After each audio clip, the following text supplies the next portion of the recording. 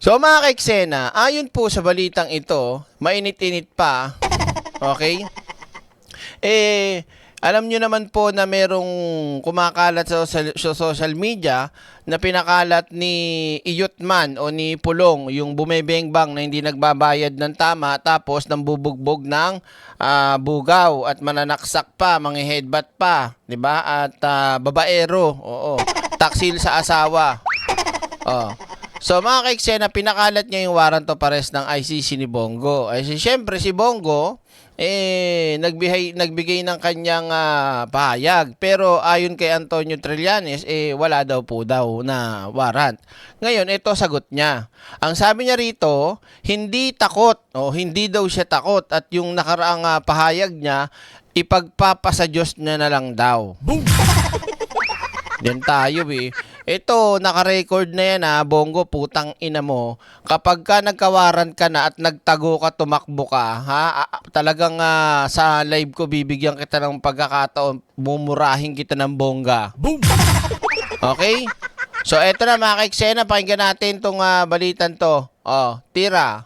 Hindi umano natatakot si Senador Christopher Bongo sa umunoy inilabas na arrest warrant ng International Criminal Court o ICC. Laban po yan sa kanya. Malinis umano ang kanyang konsensya dahil... Sino may sabi? Boom! Paano naging malinis ang konsensya ni Bongo? Dahil sa alin? Sa pagtulong niya, pamimigay niya sa mga nasunugan? Dahil sa ganyang bagay, malinis na ang kalooban mo? Wala ka nagagawang mali? Ha? Kung meron kang tinatagong kalansay sa iyong tukador, sa iyong cabinet, di ba? Kaya wag kang magmamalinis, Bongo. Nakakaputang ina mo talaga ikaw Boom! Di ba? Dinadaan mo at binubulag mo lang yung mga kababayan namin o yung kababayan natin sa mga patulong-tulong mo at pagpapanggap mo na talagang Mr. Malasakit kahit hindi naman. Totoo yan. Gagalit nga sa mga staff niya pagka may maling pagka hindi nasunod yung script niya Minsan talagang Sige, tuloy natin. Galingan mo, Bongo pag ikaw nagtago, pag ikaw kung ano-ano pa yung ifa-file mo sa Supreme Court, kung ano-ano pa, baka mamaya mag-TRO kariputang ina mo Yang kayabangan mo di ka takot Wala siyang nilabag na batas sa kanyang trabaho noon sa ilalim ng administrasyon ni dati. Anong wala? Utusan ka nga ni Mau Diggs Alam ng lahat yan. Na lahat ng mga gustong kumontak kay Digong, dadaan muna sa'yo, tang ina mo. Ang gagawin mo? Boom! Natural, ito lang yan mga kaiksena. Debunk ko lang ngayon sinabi ni Bongo na wala daw siyang ginawa, wala daw siyang labag na ginawa o maling ginawa, kasalanang ginawa, kahit ano pa yan. Sa panahon daw nung siya ay nakay Digong o assistant ni Digong. Ito lang po yan mga kababayan. Dumadaan sa kanya ang mga gustong kumonta kay Digong. At dumadaan din kay Bongo yung mga gustong ipautos ni Digong. Tama. Ngayon, putang ina mo, Bongo, kung matinong tao ka at matuwid na tao ka, yung mga inuutos ni Digong na hindi tama at hindi maganda at katarantaduhan at talagang may krimeng ginawa, wala kang ginawa doon na man lang na tumindig at magsabi na, ayako na, mali yung ginagawa nyo, Duterte, kaya isusuplong ko kayo sa pulis. Nanahimik ka nga Wala kang wala kang reklamo sa kahit anong ipag-utos sa iyo kahit alam mong mali doon pa lang may pananagutan na. Kasabwat ka, putang ina mo. Yeah, baby. Kaya wag kang magmalinis, hindot ka, 'di ba? Kaya nga ganyan ang galawan ni Bongo simula nung siya ay tatakbong senador, yung tulong-tulong, yung tulong dito, ayuda para magmukha siyang mabait sa mata ng mauto-uto nating kababayan. 'Di ba, Ma'am Tita Hilda Enriquez, good morning, good afternoon, good evening. Hello po. Okay? So, napakaliwanag nito mga kaiksena na hindi mo pwedeng wala kang alam, wala kang kasalanan dahil ikaw ang assistant ni Digong. 'Di ba? Kung ako yun, tas inutusan ako, halimbawa, may nag-ano sa kapitbahay, ano ba yun?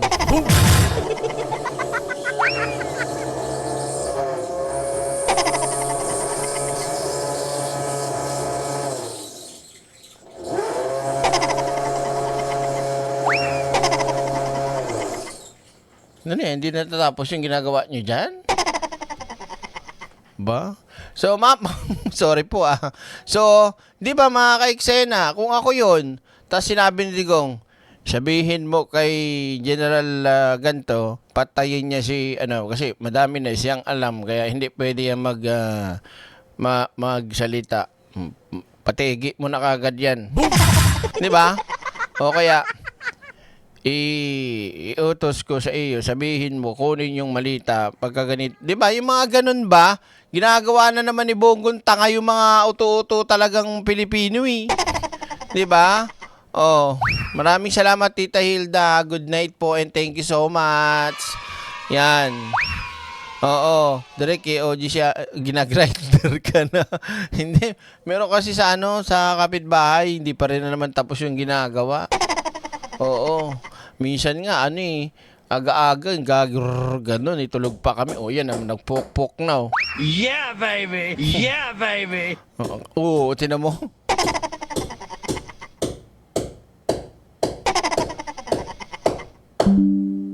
Wala ka. Ginigiba na yata ako ah. Mukhang papasukin na yung bahay namin ah. Mukhang under attack na ako dito ah. Tuloy natin. Ting Pangulong Rodrigo Duterte. Mar Gabriel sa balita. Hindi po ako natatakot dahil ako po'y naniniwala na ginagamparan ko lang po ang aking trabaho. At umaasa po kayo sa aking patuloy na pagseservisyo po sa inyo. At hindi ko sasayangin yung tiwalang binigay po ng 27 million. Peke. Basta meron tayong live, meron tayong audio kahit di masyadong aninag si Bongo dito, pero siya yan. Okay? Recorded ka na, Bongo. Pag ikaw nagtago talaga, pag ikaw talaga naglatag o nag-file ng kung ano-anong mga petisyon at kung ano-anong mga TRO, ay sabi ko sa'yo, aaraw-arawin ka namin, putang ina ka. Pakasinungaling mo rin eh. Sa akin, sa bayang ito. Yan ang matapang na pahayag ni Senator Christopher Bongo sa Ganyan na ganyan din yung sinabi ni Bato eh. Yan ang matapang na pahayag ni Senador Bato de la Rosa. Make my day. harap ng impormasyon na naglabas na ng warrant of arrest ang International Criminal Court o ICC laban sa kanya at sa dalawa pang dating opisyal ng PNP. Sinabi yan ng senador sa pagbisita niya at pamamahagi ng tulong sa mga pamilyang naapektuhan ng sunog sa barangay Bagong Silang sa North Caloocan. Serbisyo ako sa inyo, patuloy ako sa serbisyo. Basta wag lang mapolitika. Wag lang mahaluan ng politika. Ako po'y kampante na hindi po ako madadamay dyan. Anong hindi ka madadamay? May lalabasan na nga ng warrant. Boom! Damay ka na, tanga. Kaya sigurado, aabangan namin kung saan ka tatakbo. Kung tatakbo ka rin ba sa Senado o tatakbo kang palayo ng bansa, 'di ba? Gunggong din eh, no? Wag lang daw siyang idamay. Kadamay ka na nga. Warrant na lang talaga, bine-verify na lang kung kailan lalabas 'yan. Tapos ano mangyayari sa iyo? Dadaling ka na rin sa dahig o di magkasama na kayo ni Digong. May not like how I Sa mga issue yan about ICC. Bukod kay Senator Ronald Bato de la Rosa, kasama si Senator Go sa 8 individual na tinukoy ng ICC bilang co-perpetrators ni dating Pangulong Rodrigo Duterte. Ano na kaya itsura ni Digong? No? Long hair na hindi nagpapagupit no? Boom! Sa kasong crime against humanity, kaugnay sa pagpapatupad ng war on drugs. Kabilang din dito si dating Justice Secretary Vitaliano Aguirre. Ba't ganun yung mga kaalyado ni Digong, suki ng mga piluka. Subscribe na agad! Diba? Tignan mo, isa pa to. At that age, ang kapal-kapal ng buhok. I can't believe it. Ire, dating NBI Director Dante Geran, Oh. dating PIDEA Director Isidro La Peña, at mga dating PNP Chief na sina Ano daw? Tatay mo yan, Direk. Sino si Digong?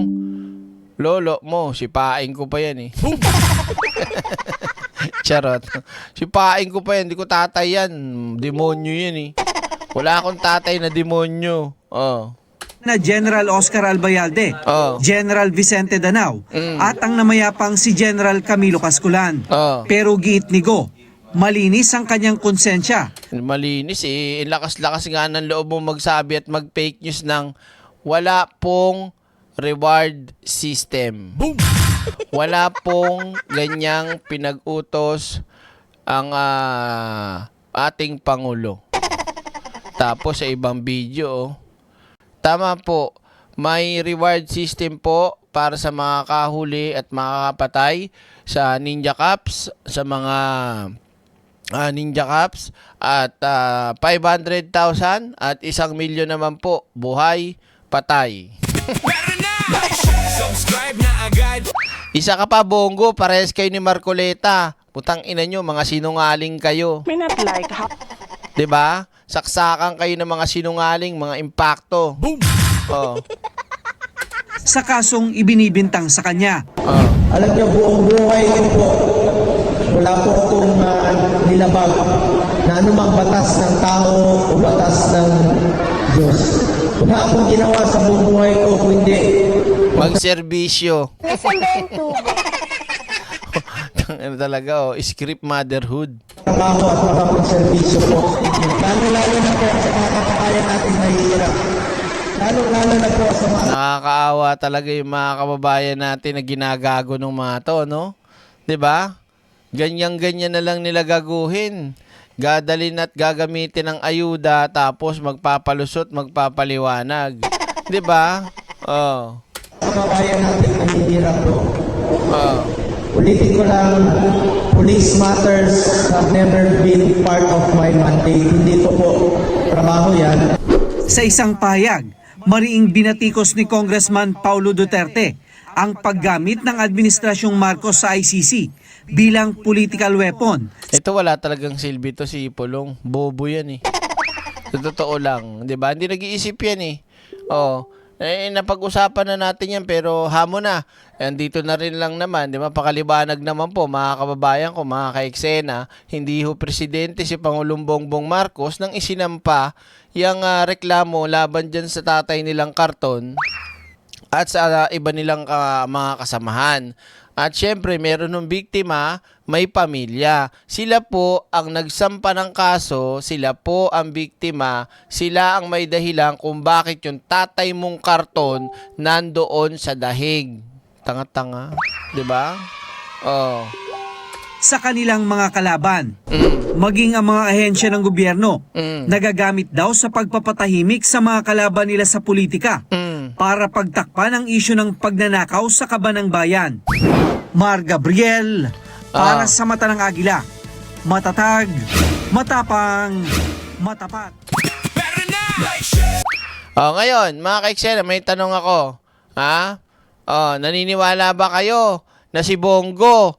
Ito tanong ha, naniniwala ba kayo na si Bongo ay hindi magtatago o tatakbo once na dumating na talaga ang totoo at legit na warrant of arrest ng ICC?